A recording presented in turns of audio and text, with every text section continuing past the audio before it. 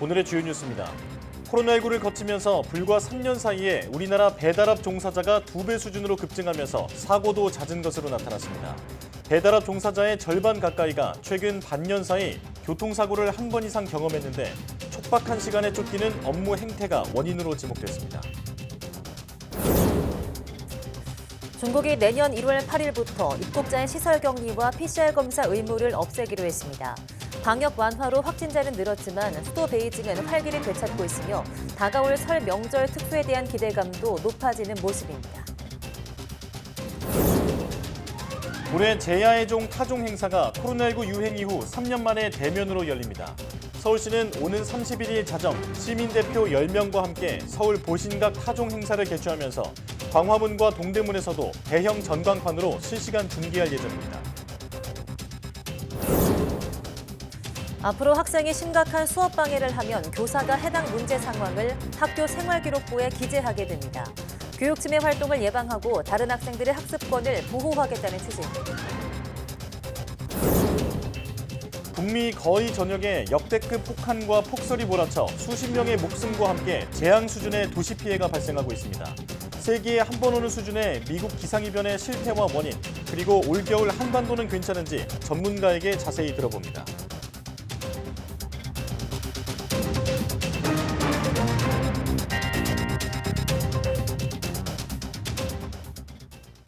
여러분 안녕하십니까? 사이언스 투데이 시작합니다. 배달앱 종사자 수가 코로나19 발병 이후 급증했다는 조사 결과가 나왔습니다. 종사자 10명 가운데 절반 가까이는 반년 사이에 교통사고를 한 번 이상 경험했다고 답했습니다. 최기성 기자입니다. 2022년 상반기 기준 배달업 종사자는 23만 7,188명입니다. 코로나19 창궐 이전인 2019년 상반기 11만 9,626명과 비교하면 2배 가까이 증가했습니다. 배달의 민족이나 쿠팡이츠 같은 주문 중개 플랫폼은 37개 업체, 바로고나 생각대로 같은 배달 대행 플랫폼은 51개 업체로 나타났습니다. 전국에선 배달 대행 업체 7,700여 개가 운영 중입니다. 배달업 종사자 10명 가운데 4.3명은 최근 6개월 동안 교통사고를 경험한 적이 있다고 답했습니다. 사고 원인으로는 촉박한 배달 시간에 따른 무리한 운전이 42.8%로 가장 많았습니다. 상대 운전자의 미숙도는 부주의 41.4%, 배달을 많이 하기 위한 무리한 운전이 32.2%로 뒤를 이었습니다. 한 달 평균 25.3일 일하고 세전 기준 약 381만 원을 버는 것으로 조사됐습니다. 이 가운데 95만 원을 보험료 등으로 지출했습니다. 하루 평균 배달 건수를 보면 주중 37.4건, 주말 42.3건이었습니다. 평균 운행 거리는 주중 103km, 주말 117km로 집계됐습니다. 노동 조건 개선을 위해서는 배달 수수료 체계 개선이 필요하다는 응답이 43.8%로 많았고 노동자 지위 인정 13.7% 등이 뒤를 이었습니다. 코로나 이후에 배달 라이더 수가 크게 증가한 것으로 나타났습니다. 국토교통부가 배달업에 대해 실시한 첫 실태 조사라는 점에서 의미가 있습니다. 이용자를 대상으로 한 조사 결과 57%는 평균 2,000원대 배달료를 낸다고 답변했습니다. 평균 3,000원대 배달료를 지불한다고 답한 사람은 31%였습니다. 소비자 88%는 배달앱을 통해 주문하며 빈도를 보면 42%가 한 달에 3에서 5회, 38%는 1에서 2회 이용했습니다. 이용 시간은 저녁 식사 시간인 오후 5시부터 8시에 몰려 있었습니다. 국토부는 앞으로 주기적으로 실태 조사를 진행해 결과를 발표할 방침입니다. YTN 최기성입니다. 코로나19가 다시 확산 중인 일본에서는 이전 유행에 비해 사망자가 눈에 띄게 늘고 있습니다. 네, 일본 정부는 입국 규제가 사실상 모두 풀린 가운데 폭발적으로 감염이 늘고 있는 중국 상황이 미칠 영향에도 긴장하고 있습니다. 도쿄 이경아 특파원이 보도합니다. 일본에서 코로나 사태 이후 가장 많은 감염자가 나온 지난 8월 중순. 일주일간 하루 평균 22만 명 가까이 감염됐고 260여 명이 숨졌습니다. 재유행이 본격화한 최근 일주일은 전과 뚜렷한 차이가 나타납니다. 감염자는 당시보다 하루 5만 명 이상 적지만 매일 20명 넘게 더 많이 사망한 겁니다. 일본 내 주류가 된 오미크론에 대응한 백신은 접종 석 달이 지났지만 국민 32%만 접종한 것으로 나타났습니다. 이번에는 계절성 독감이 코로나와 동시에 유행하고 있는 점도 방역 당국의 고민입니다. 8波プラスアルファと言ってもいいのかもしれません。医療提供体制が厳しいですよというそのことについての皆さんに警戒を呼びかける。 3년 만에 코로나 규제 없는 연말연시를 맞아 감염은 더 확산할 것으로 예상됩니다. ピークを迎えて一時少し下がってくるのではないかというようなことも考えておったのですが、そのような事態にはならず、今後感染がまだ広がっていく可能性は大いにあるわけであります。 일본 정부는 감염이 폭발적으로 늘고 있는 중국 상황이 국내에 미칠 영향에도 긴장을 늦추지 못하고 있습니다. 지난달 중국에서 2만 명 넘는 사람이 일본에 들어왔습니다. 입국 규제가 사실상 모두 풀린 가운데 새로운 변이의 유입 가능성을 배제할 수 없게 된 겁니다. 主要国の水際措置の状況等を踏まえながら適切に判断していくこととしています。今後新たに WHO で懸念すべき変異株として指定されるような事態が発生する場合には当然のことながらこれに機動的に対処していく。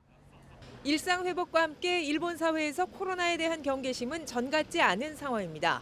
이런 분위기 속에 이번 유행의 정점은 연말연시를 지나 내년 초 찾아올 것으로 전문가들은 내다보고 있습니다. 도쿄에서 YTN 이경아입니다. 많은 감염 환자에도 중국은 방역을 조금씩 완화하며 일상을 되찾고 있습니다. 중국 정부는 내년 1월 초부터 입국자의 시설 격리를 없애는 등 국경에 들이웠던 빗장을 풀기로 했습니다. 류재복 기자입니다. 중국의 겨울 별미인 후어구어 식당에 손님이 가득합니다. 코로나19 감염을 막기 위한 이른바 봉쇄 전략이 사라진 뒤 바뀐 모습입니다. 下半年开始之后，每天可能就会多4、5倍的增长。节假日的话，还是恢复到大概能8、9成的样子。饭点的话，有可能会在排队。 개혁 개방 이후 가장 암울한 경제 상황 역시 조금씩 기지개를 켜고 있습니다. 손님이 찾고 물건이 팔리기 시작하자 다가올 설 명절 특수가 벌써 기대됩니다. 上周末的周六周日已经突破1万人了。紫园桥的这个店，2天的销售就突破了5000多万。我们也觉着在未来的元旦的这个销售旺季，应该也是一个大的爆发。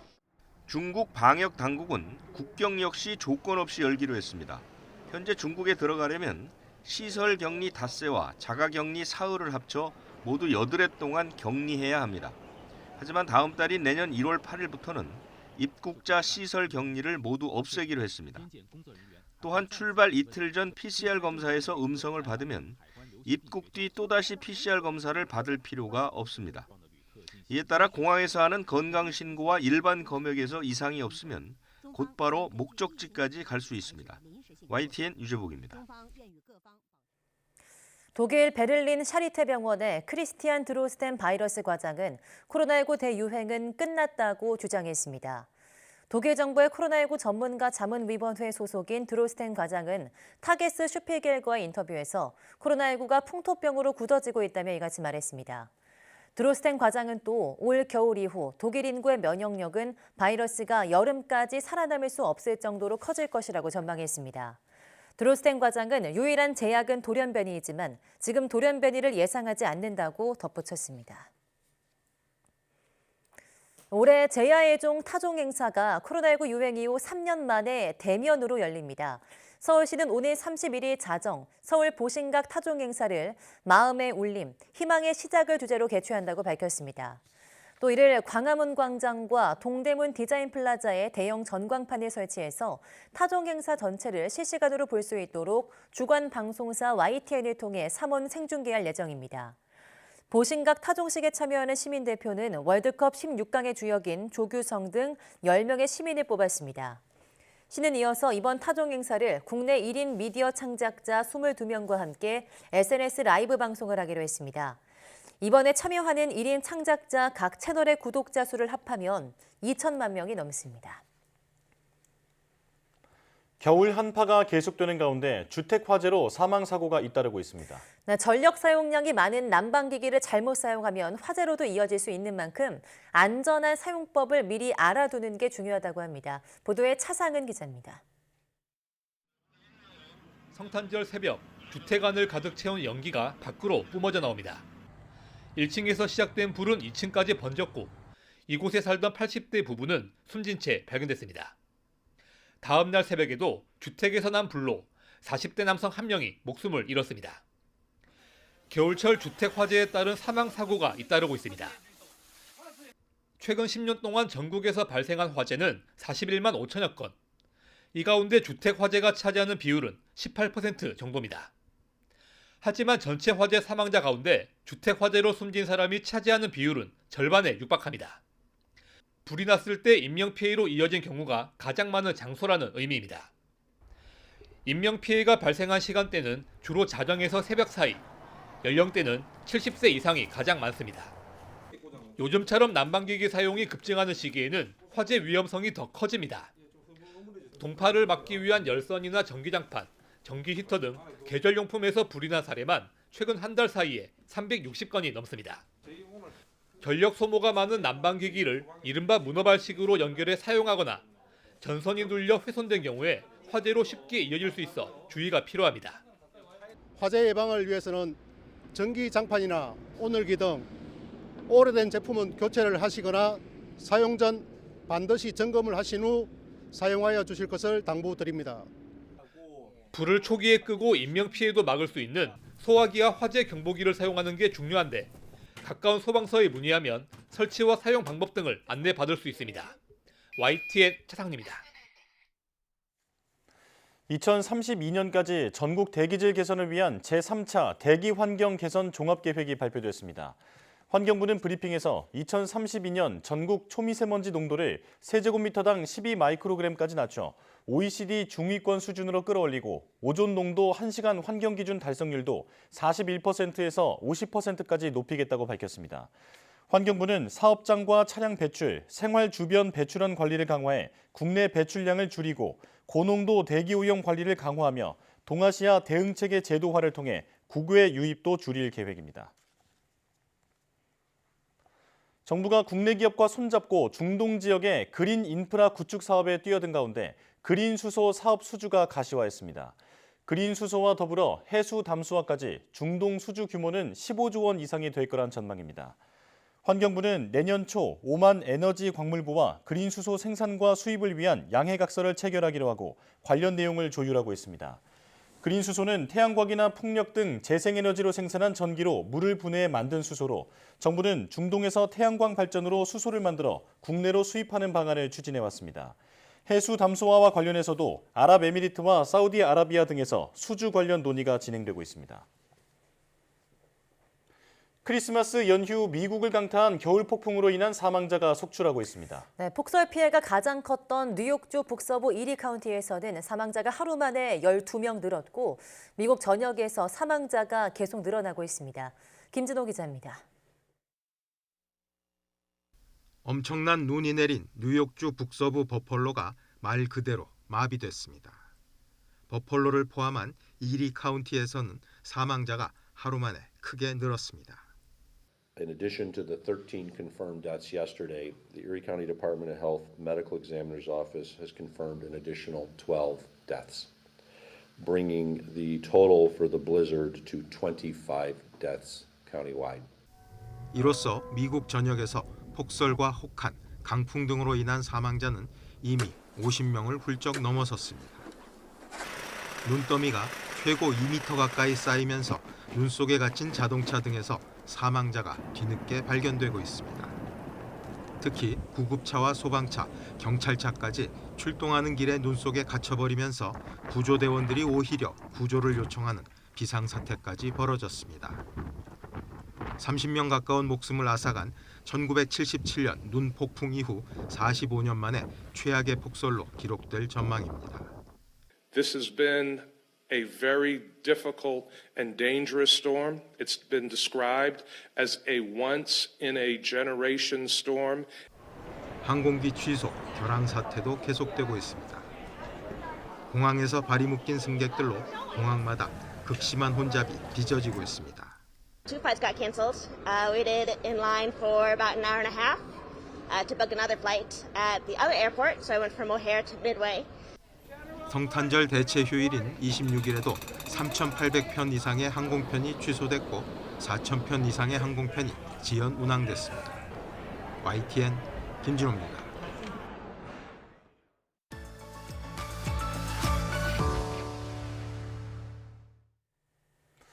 네, 방금 전해드린 것처럼 정말 재앙 수준의 기상이변이 거의 북미 전역을 덮쳐서 큰 피해가 났는데요. 네, 오늘 날씨학개론에서는 기록적인 이번 북미 한파의 원인과 전망, 그리고 우리 한반도의 올 겨울 날씨에 대해서 자세히 알아보겠습니다.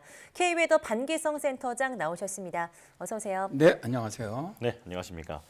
자, 지금 북미의 날씨가 체감 온도가 영하 50도까지 내려갔다고 하는데 이게 한 번도 겪어보지 않은 추위라서 체감이 잘 안 되거든요. 이런 추위가 인체에 어떤 영향을 주나요?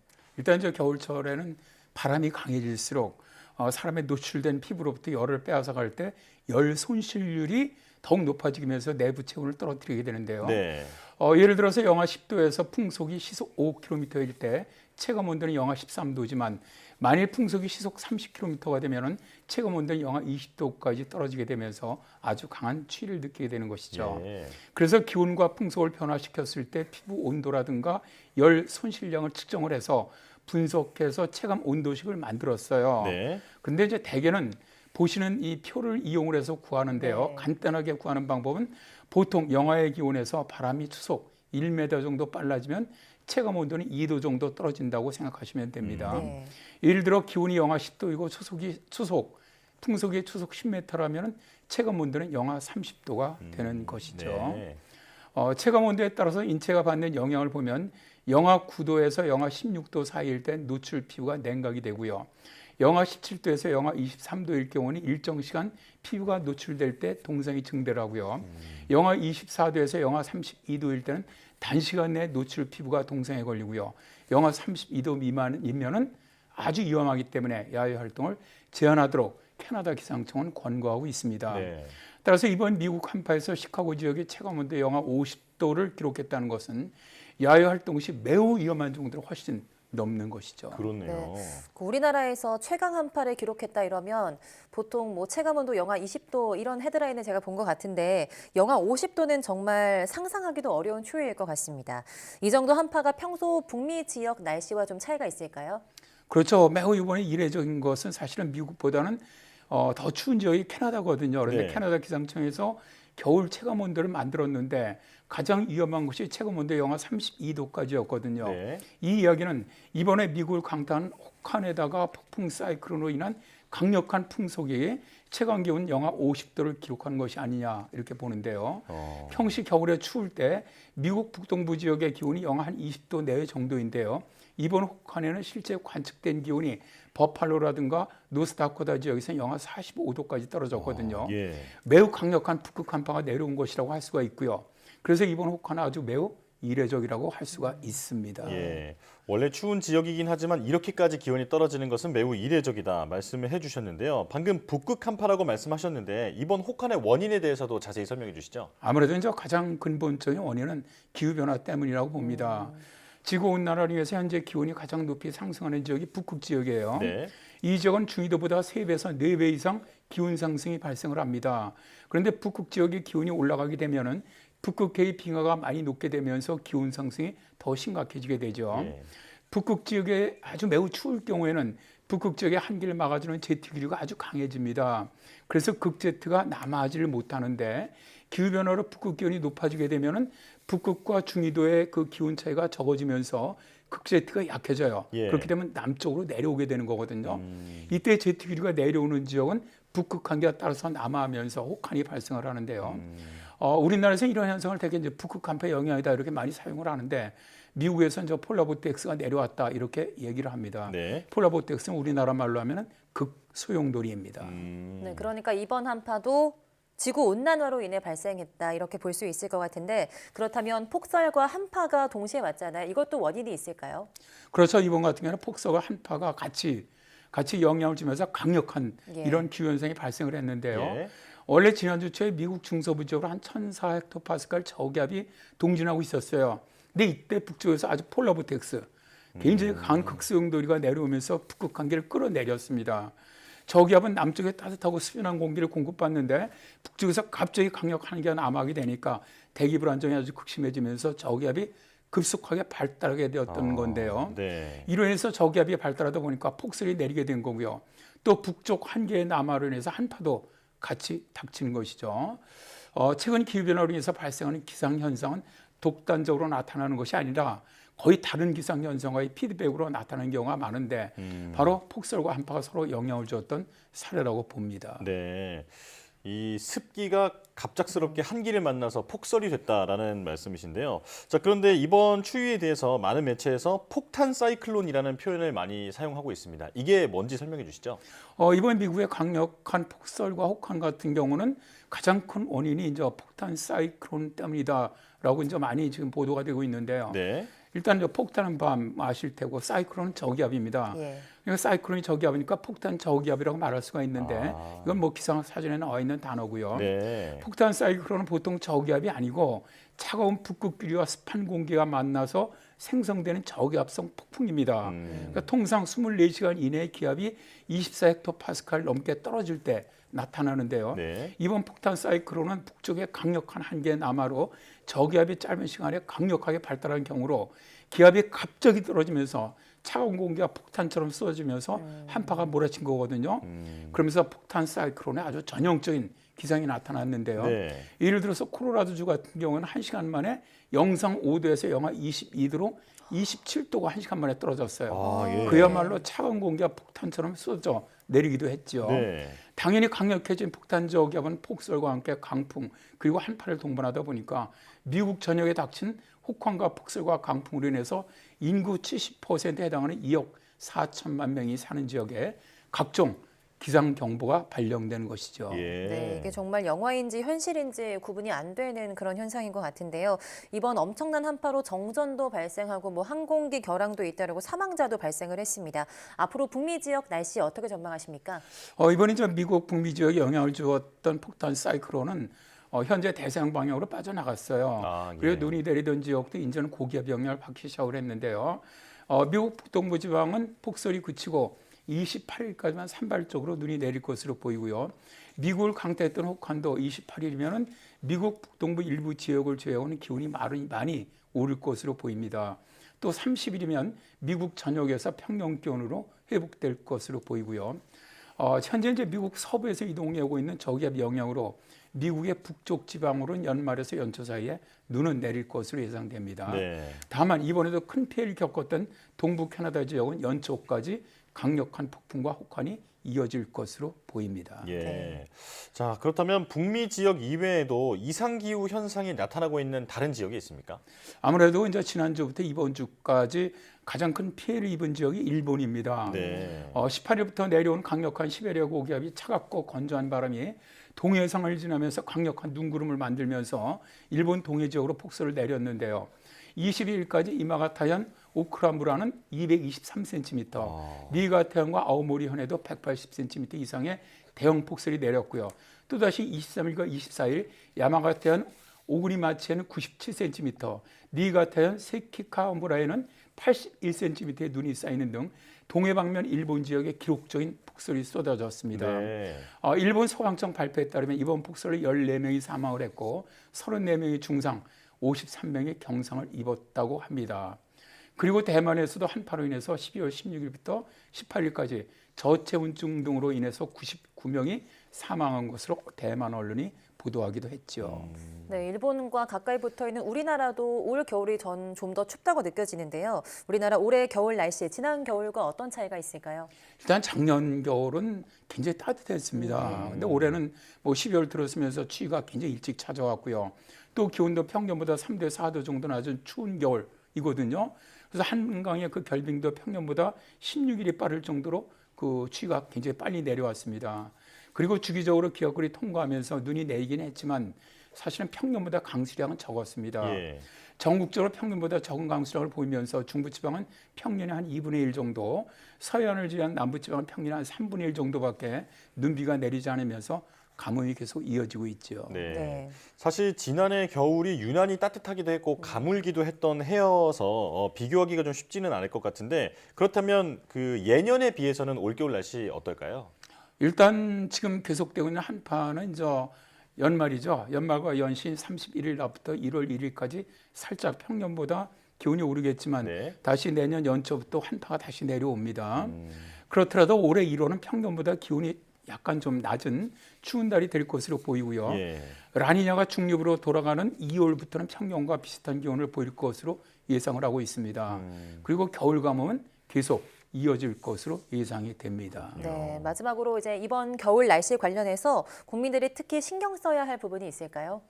네, 이제 아무래도 겨울철에는 항상 기상 상황에 주목을 해서 주변 사람들과 함께 항상 기상 정보를 좀 공유하는 것이 좋고요.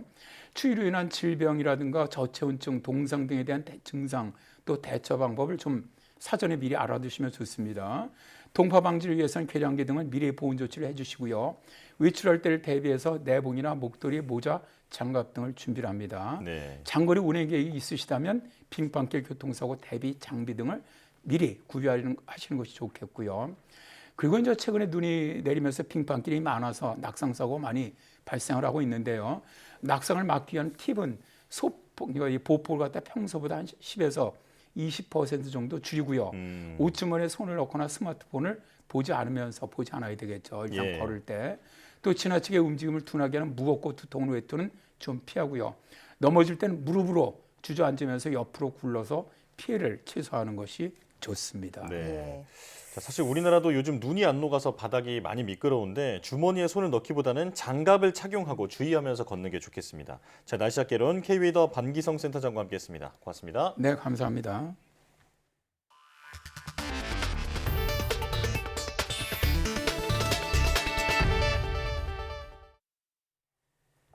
세 차례 발사 시도가 연기됐던 국내 첫 민간 우주 발사체 한비 TLV가 내년 1분기에 발사를 재시도할 전망입니다. 국내 우주 스타트업 이노스페이스는 지난 21일 진행한 한비 TLV 시험 발사가 불발된 건 브라질 발사장 안전관리 시스템과 한비 TLV의 점화 시스템 간 동기화 오류가 원인인 것으로 최종 확인됐다고 밝혔습니다. 이노스페이스는 현재 한비 TLV의 모든 시스템이 정상화돼서 브라질 공군과 발사 날짜를 협의 중이며 내년 1분기 안에 시험 발사를 재시도할 수 있을 것으로 예상했습니다. 한비 TLV는 국내에서 처음으로 민간 주도로 개발된 우주 발사체로 고체 연료와 액체 산화제를 이용한 자체 개발 하이브리드 엔진이 적용됐습니다. 앞으로 학생이 수업을 심각하게 방해하면 학교 생활기록부에 문제 상황을 기재하게 됩니다. 교육 침해 활동을 예방하고 다른 학생들의 학습권을 보호하겠다는 건데 문제를 일으킨 학생의 보호자들 역시 특별 교육을 받아야 합니다. 김연아 기자입니다. 수업 중인데 교단에 누워 휴대폰을 충전하고 때로 몰려나와 교사를 폭행하고 약 올립니다. 제대로 된 수업이 가능할 리 없습니다. 앞으로 이렇게 교육 활동을 침해하면 교사가 학생을 즉각 분리 조치할 수 있게 됩니다. 지금은 교권 침해 시에도 학생의 학습권을 보장해야 한다는 이유로 가해 학생을 교실에 두고 피해 교사에게 휴가를 내도록 해왔습니다. 나아가 의견 수렴을 거쳐 대통령령으로 정하는 심각한 교권 침해 사항은 학교 생활기록부에도 적시됩니다. 생활부 기재가 학생을 위협하는 수단이 될 수 있고 불복 소송이 남발될 거란 우려도 나왔지만 교육부는 학부모 의견 수렴 결과 찬성이 압도적이었다면서 학생부 기재 기준은 의견 수렴 뒤 확정하겠다고 밝혔습니다. 출석 정지 이상의 조치 시엔 학생은 물론 학부모도 특별 교육을 받아야 하고 불이행 시 추가 징계도 가능합니다. 교실 수업 안에 있는 모든 학생들의 학습권이 좀 보장될 것으로 기대가 되고 있습니다. 이렇게 됨으로써 선생님들이 수업에 변화를 이끌어낼 수 있는, 전념할 수 있는 여건이 조성되고요. 이를 통해서 수업 혁신이 이루어질 것으로 생각하고 있습니다.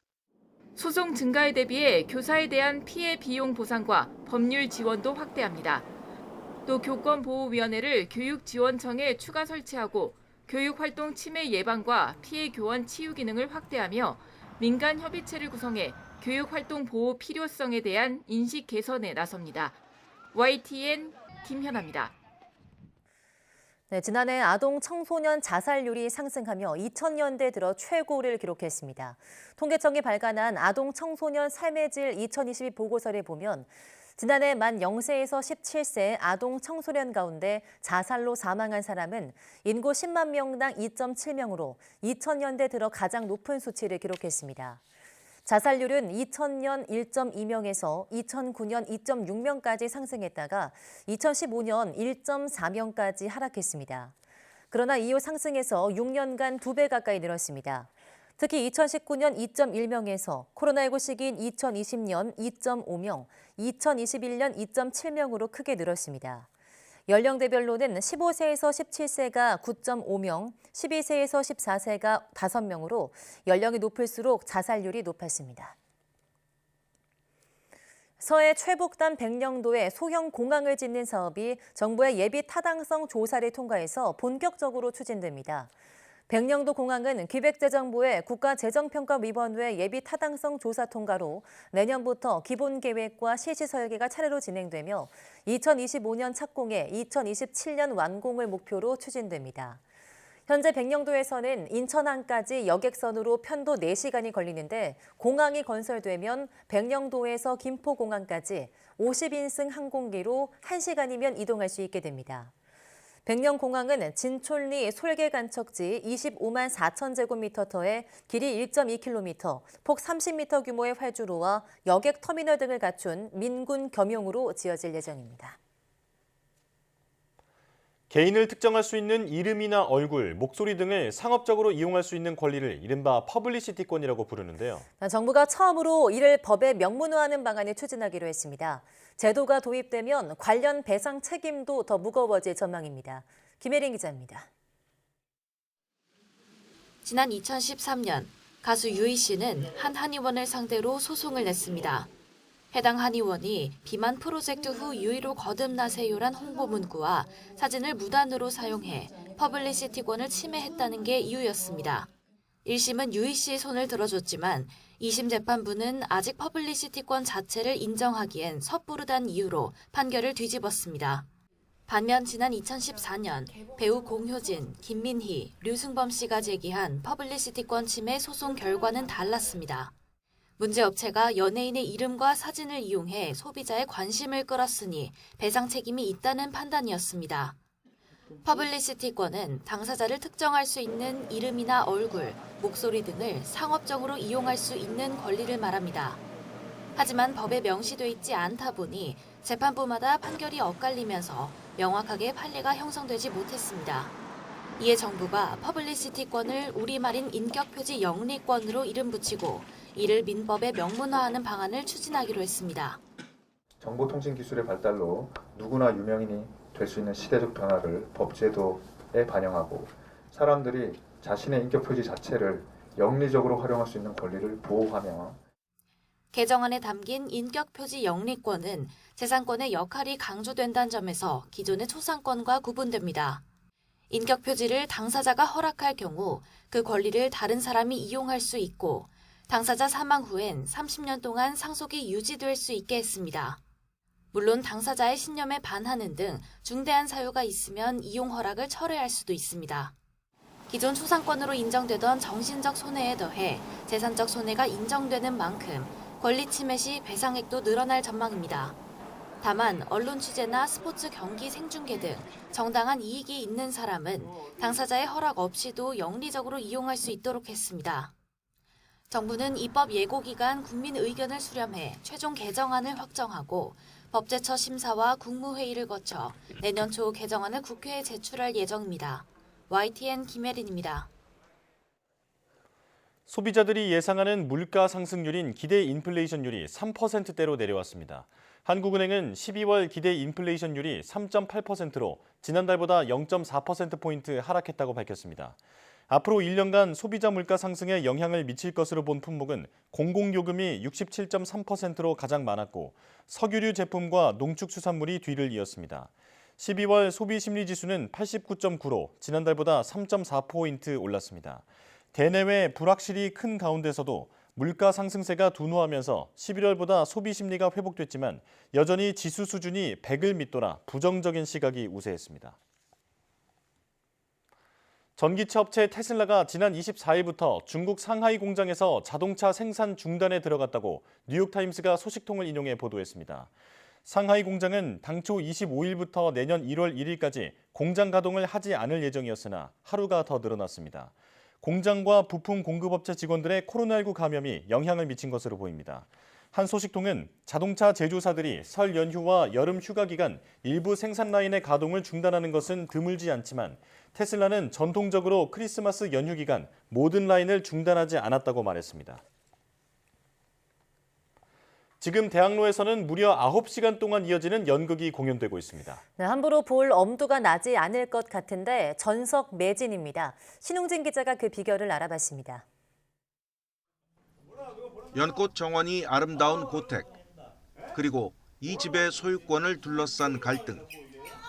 세계적 극작가 안톤 체홉의 벚꽃 동산을 우리 시각으로 재해석한 연꽃 정원입니다. 이런 식으로 갈매기는 종로 갈매기, 세자매는 쭈루아시 세자매, 바냐 아저씨는 능길 삼촌으로 각색됐습니다. 나무들이 많아지면 공기도 좋아지고 짜증을 안 내면 서로 싸울 일도 줄어들고요. 그런 세상이 오면 차별도 안 한대요. 1930년대부터 2000년대까지의 한국을 배경으로 네 작품을 번안했습니다. 그 의도는 100년 전의 삶과 지금의 삶이 크게 다르지 않다고 느꼈기 때문이고요. 540분, 무려 9시간 동안 한자리에서 4편이 릴레이로 펼쳐지는데 업이라고 하는 배우들에게도 연달아 오르는 무대는 큰 도전입니다.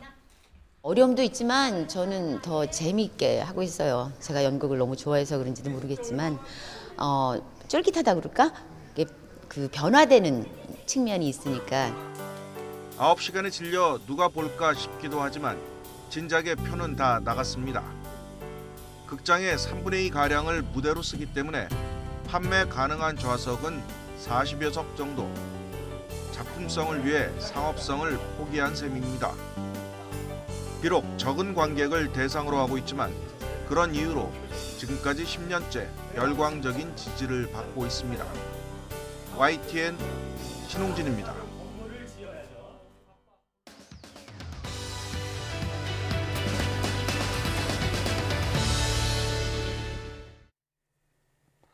지난주에 막을 내린 2022 카타르 월드컵에 우리 국민을 비롯한 전 세계 사람들이 열광했습니다. 사람들은 스포츠 경기를 보면서 기분이 좋아지기도 하고 나빠지기도 하는데요. 네, 오늘 한길 사람 속은에서는 사람들이 스포츠 경기를 즐기는 심리에 대해서 자세히 알아보겠습니다. 조현주 미디어 심리학자와 함께합니다. 어서 오세요. 안녕하세요. 네, 안녕하십니까. 자, 카타르 월드컵이 아르헨티나의 우승으로 막을 내렸는데요. 네. 월드컵으로 잠시나마 삶의 활력을 느끼신 분들이 많았을 것 같습니다. 자, 우리는 스포츠 경기를 관전할 때 어떤 감정을 느끼나요? 네, 월드컵 재밌게 즐기셨죠? 네. 네, 오랜만에 축구 응원하는 소리가 들리니까 좋더라고요. 네. 우리는 스포츠를 실제로 하면서 즐거움을 느끼기도 하지만 스포츠 경기장에 가서 응원하거나 미디어를 통해 관람하면서 그에 못지않은 즐거움을 느끼기도 합니다. 네. 실제로 한 설문조사에 따르면 카타르 월드컵이 있어 생활이 더 즐거웠는지에 대한 조사에서 71%가 즐거웠다고 답했는데요. 사실 스포츠를 하면서 느끼는 심리는 즐김이고요. 스포츠를 관람하거나 시청하면서 느끼는 심리는 대리만족입니다. 우리가 음악을 즐길 때 가수나 작곡가에게 관심을 갖는 것처럼 스포츠 미디어를 소비할 때에도 선수나 감독에게 관심을 갖습니다. 네. 그러나 이런 관심은 드라마나 영화 속 주인공이 처해 있는 입장을 자신의 상황과 관련지어 보는 차원과는 다릅니다. 스포츠 선수들에게 관심을 두기는 하지만 스포츠 미디어를 즐기는 심리는 선수들과 자기와의 관계에 초점을 두기보다는 해당 스포츠 콘텐츠 자체에 더 초점을 두는 심리라고 할 수 있습니다. 네, 스포츠의 즐거움에는 즐기는 감정, 즐김과 또 대리만족이 있다고 말씀을 해주셨는데요. 그렇다면 스포츠 중계를 보면서 열광하는 이유는 뭘까요? 네, 우리가 드라마나 영화는 물론이고 현실성을 강조하는 리얼리티 예능 프로그램에도 기본적인 대본이 있는데 네. 스포츠에는 대본이 없습니다. 네. 하지만 대본이 없어도 드라마와 영화에서 느끼는 서스펜스를 느낄 수 있는데요. 서스펜스는 사전적 의미로 연극, 영화에서 줄거리나 기교의 발전이 독자나 관중에게 불안과 긴장을 주어서 관객들의 흥미를 북돋워주는 기법을 말합니다. 이 서스펜스의 기본 조건 중 하나인 결과의 불확실성이 스포츠에서도 전개되기 때문입니다. 이는 박빙의 승부일수록 더 큰 서스펜스를 느낄 수 있는데요. 서스펜스는 불확실한 부분 자체에서 오기보다는 부정적 상황을 확실히 인지하기 때문에 나타납니다. 그래서 시청자가 이런 부정적 상황을 더 강하게 인지할수록 서스펜스 수준이 높아집니다. 내가 응원하는 팀이 지면 어떡하나 마음을 졸이다가도 마침내 좋은 결과로 끝난다면 긴장 수준이 높았던 드라마의 대단원을 보는 것처럼 스포츠에서도 아주 큰 카타르시스를 경험하게 됩니다. 네. 최종 승부가 원하는 대로 끝나지 않았더라도 손에 땀을 쥐게 하는 박진감이 경기 과정을 자체를 즐기게 합니다. 예. 결과를 모르니까 원했던 결과가 나왔을 때 더 기분이 좋다. 네, 이렇게 이해할 수 있을 것 같은데요. 자, 그런데 여러 스포츠 종목 중에서도 그 축구가 유난히 또 인기가 많고 카타르시스를 느끼는 분들도 많은 것 같습니다. 이거 왜 그럴까요? 네, 1954년 스위스 월드컵에서 서독을 우승시킨 제프 헤어베어거 감독은 사람들이 왜 축구를 보러 가는지 아십니까? 누가 이길지 모르기 때문입니다. 라는 말을 했습니다. 네. 전 국가대표 축구 선수이며 해설위원인 안정환 씨도 이번 카타르 월드컵에서 상대가 아무리 강팀이라도 축구는 물음표다. 어떤 변화도 일어날 수 있다. 이렇게 말했는데요. 예. 두 팀의 전력 차이가 크다고 해도 축구에서 강팀의 승리를 100% 확신할 수는 없습니다. 흔히 이변이라고 하는 일도 덜어 나오는 편이고 그래서 스포츠를 각본 없는 드라마로 표현하기도 하죠. 네. 스포츠 경기의 매력이 누가 이길지 모르는 긴장감에서 나오지만 육상은 상대적으로 이변이 좀 덜한 데 비해 축구와 야구는 그 유해성이 비교적 높은 편에 속합니다. 특히 축구는 점수제 스포츠 중에서 가장 득점을 내는 것이 어려운 스포츠라서 1점의 가치가 그 어떤 스포츠 경기보다도 큽니다. 네. 그래서 1점 득점의 순간에 참아왔던 긴장감과 감정들이 폭발하면서 큰 카타르시스를 느끼는 것이죠. 네, 이번 포르투갈전도 정말 각본 없는 드라마 같아서 맞아요. 많은 분들이 큰 카타르시스를 느끼셨을 것 같은데 그런데 그 해외 소식을 보면 스포츠에 너무 과하게 몰입해서 사고도 발생을 하더라고요. 네네. 이게 자신의 일도 아닌데 과하게 몰입하는 이유는 뭘까요? 네, 스포츠는 팀이나 선수를 좋아하는 강도가 강할수록 부정적 결과에 대한 두려움은 더 커지고 공감적 고통을 느끼게 됩니다. 이런 공감적 고통으로 인해 공감적 흥분이 강해지고 이것이 시청자들의 인지적 평가와 연계하여 불쾌감이나 행복감으로 이어지는데요. 예를 들어 어떤 선수가 최고의 성적을 냈던 이전 경기와 달리 부진한 모습을 보이면 많은 사람들이 공감적 고통으로 인한 흥분을 느끼거나 자신과 무관한 일처럼 선을 긋는 경향을 보입니다. 선수가 좋은 성적을 낼 때는 자신을 그 선수에게 동일시하거나 애착을 느끼다가 부진한 모습을 보이면 자신과 분리하려는 경향을 보이는 것이죠. 예. 이런 경향은 축구의 인기가 높은 유럽이나 또 남미에서 유난히 좀 도드라져 보인다라는 그렇죠. 것을 예. 좀 알 수 있었는데요. 자, 사람들이 이렇게 스포츠 선수에게 자신을 동일시한다라고 말씀해 주셨잖아요. 대표적인 사례가 있을까요? 네, 스포츠만큼 이렇게 국민들을 한순간에 하나로 만드는 것도 없죠. 특히 2002년 한국이 월드컵 4강에 진출했을 때 한국인의 일체감이 극에 달했습니다. 아, 네. 그리고 또 2009년 일본과의 야구 결승전에서 연장까지 가는 접전 끝에 아쉽게 준우승을 차지했을 때도 한국인들은 선수들과 일체감을 느끼며 쉽게 자리를 뜨지 못했는데요. 박태환 선수가 2008년 베이징 올림픽에서 금메달을 땄을 때 김연아 선수가 2010년 밴쿠버 동계올림픽에서 세계 신기록을 세우며 금메달을 목에 걸었을 때 한국인들은 단순히 기분 좋은 정도가 아니라 엄청난 희열감을 느끼며 마치 자기가 김연아가 된 것처럼 들떠서 기뻐했습니다. 맞아요. 이런 것이 선수와의 동일시에 근거한 감정이입과 대리만족 등의 심리로 풀어낼 수 있고 이것은 유쾌한 대리경험이라고 할 수 있는데요. 이런 심리들은 드라마나 영화 속의 등장인물의 동일시했던 과정과 유사합니다. 스포츠 관람의 심리에도 드라마 시청의 심리와 유사한 긴장감의 서스펜스, 동일시와 감정이입이 개입된다는 의미입니다. 예. 네. 그리고 이번에 그 메시가 우승컵을 들었을 때도 전 세계 많은 축구 팬들이 비슷한 감정을 좀 느꼈던 맞아요. 것 같은데요. 또 이 스포츠가 승패가 나는 게임이다 보니까 경쟁에 대한 이야기를 빼놓을 수가 없겠습니다. 경쟁을 통해서는 무엇을 느낄 수 있을까요? 스포츠의 경우 경쟁에서 승리했다는 성취감을 대리만족하는 부분이 매력적인데요. 네. 게임이나 스포츠에는 당연히 경쟁이 포함되고 이것을 자신이 직접 했을 때는 실제로 성취감을 느낄 수 있어 만족감이 큽니다. 그리고 스포츠를 시청하거나 관람했을 때에는 선수에게 동일시하여 감정이입함으로써 이런 성취감 역시 대리만족하는 것입니다. 여기서 시청자가 선수를 더 좋아할수록 그 연대감이 더 강할수록 대리만족감이나 성취감도 더 커지게 되는 겁니다. 네. 그러다 보니 사람들이 스포츠 선수들을 영웅이라고 표현하기도 하잖아요. 맞아요. 이 스포츠 선수를 영웅으로까지 보게 되는 이유는 뭘까요? 네, 시대별로 스포츠 영웅이라고 불렸던 선수들이 있었는데요. 우리가 스포츠에 대해 느끼는 심리와 스포츠 영웅에 대해 느끼는 심리는 구분해서 생각할 필요가 있습니다. 스포츠는 드라마와 달리 등장인물 자체보다 경기 자체에 초점을 두는 장르라고 말씀드렸는데요. 네.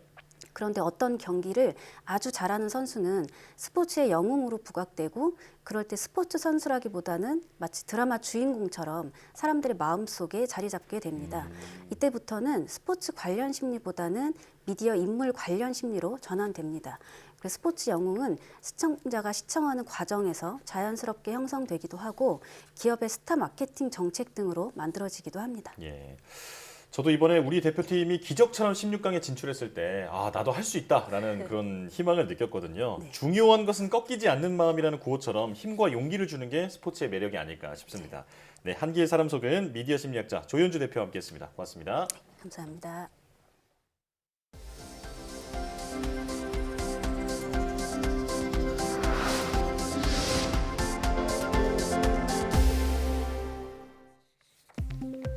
내년 10월 29일에는 달이 지구 그림자의 일부 가려지는 부분 월식이 일어납니다. 한국천문연구원이 발표한 내년 주요 천문 현상에 따르면 내년 10월 29일 부분 월식은 서울 기준으로 29일 새벽 4시 34분 30초에 시작해 새벽 5시 14분 6초에 최대가 되며 오전 7시 28분 18초에 월식이 종료됩니다. 태양 일부 또는 전부가 가려지는 일식 현상은 내년 4월 20일과 10월 15일 진행되지만 두 번 모두 우리나라에서는 볼 수 없습니다. 또 3월 2일에는 금성과 목성이 0.5도 내로 가까워지고 3월 24일에는 금성과 달이 0.9도로 가까워지는 모습을 볼 수 있습니다. 지나친 유튜브 시청이나 비디오 게임을 한 어린이는 강박장애 걸릴 위험이 큰 것으로 조사됐습니다. 미국 샌프란시스코 캘리포니아 대학 제이슨 나가타 박사팀은 강박장애가 나타나기 쉬운 연령대인 9세에서 10세 어린이 9,200여 명의 뇌 발달 연구 자료를 분석했습니다. 그 결과 조사 대상 아이들의 온라인 화면 노출 시간은 하루 평균 4시간이었으며 이들 중 4.4%에게서 2년 뒤 강박장애가 발견됐습니다. 특히 온라인 화면 노출 시간이 1시간 늘어날 때마다 비디오 게임을 하는 아이의 강박장애 발생률은 15%, 유튜브 등 온라인 비디오 시청 아이는 11% 높아졌습니다. 한국표준과학연구원이 주사전자 현미경과 디지털 PCR 장비에 대한 연구장비 성능평가기관으로 선정됐습니다. 과학기술정보통신부는 국산 연구장비의 신뢰성을 높이기 위한 연구장비 성능평가제도 시행을 앞두고 주사전자 현미경 평가기관으로는 한국표준과학연구원과 한국기초과학지원연구원을, 디지털 PCR 평가기관으로는 한국표준과학원을 지정했다고 밝혔습니다. 주사전자 현미경과 디지털 PCR 장비는 구매 수요가 높고 이를 생산하는 국내 기업은 많지만 국산 사용 비중은 낮아 이번 공모 대상 장비로 선정됐습니다. 3조 원 규모의 이집트 원전 건설 사업을 수주한 임승열 한국수력원자력 원전 수출처장이 동탄 산업훈장을, 스마트 원자로 표준 설계 인가를 취득한 김교윤 한국원자력연구원 책임연구원이 과학기술훈장 웅비장을 받았습니다. 원자력 안전위원회는 과학기술정보통신부, 산업통상자원부와 함께 제12회 원자력 안전 및 지능의 날 기념 행사를 열고 원자력계 유공자들 138명에게 훈 포장과 대통령 표창 등 포상을 했다고 밝혔습니다. 유곡희 원안위원장은 대한민국 원자력 산업이 안전을 토대로 발전할 수 있도록 앞으로 규제기관으로서 선도적인 역할을 하겠다고 밝혔습니다.